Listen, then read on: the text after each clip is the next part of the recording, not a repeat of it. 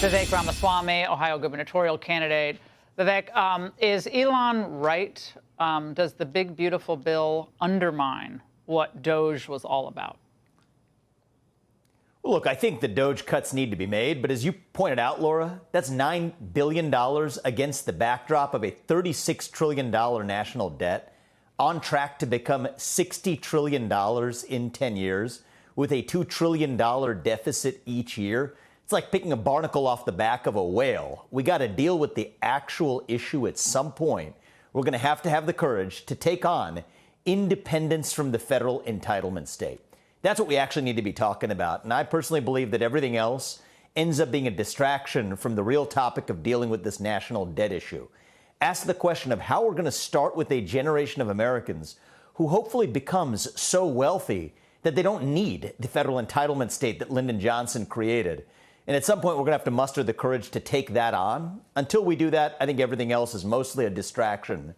And one of the things I'm looking to do in Ohio is to set up a model for how we wean ourselves off that entitlement state while creating wealth in the process. Well, I mean, I'm always shocked when people are shocked that Washington never wants to cut spending. Like, people, have you not seen what they've done? And this is $3.9 trillion added to the federal deficit. And what I think some Republicans hope, wishful thinking perhaps, but maybe some of it's true, is they hope there's going to be so much investment that that's going to override this concern about the deficit. They're going to grow their way out of this deficit and interest rate debt bomb problem. But to me, that seems like very wishful thinking. Well, financial markets certainly believe that because you see the 10-year Treasury rates continue to push upwards. We're paying more on interest payments right now than the entire U.S. military budget. Our defense budget is smaller than the interest payments on our national debt.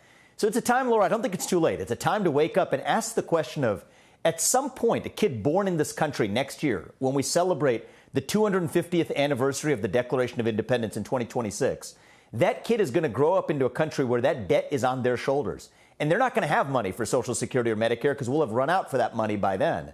I think we need to ask the question of how do we create that generation that is so financially successful that they declare independence from the federal nanny state.